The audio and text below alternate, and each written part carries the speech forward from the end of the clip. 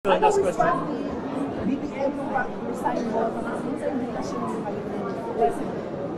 Hindi na sa Research na po marami. Sorry, sige. As much as possible, tutulungan nyo kayo sa trabaho ninyo para may kapayapaan sa pamilya.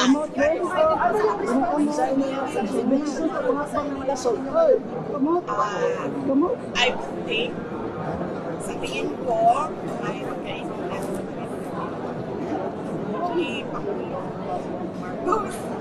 Pag-decide mo kung anong responses mo. Nagulat ba siya? Anong pinag-usapan nito sa mga Yung ibang barangay. Sige.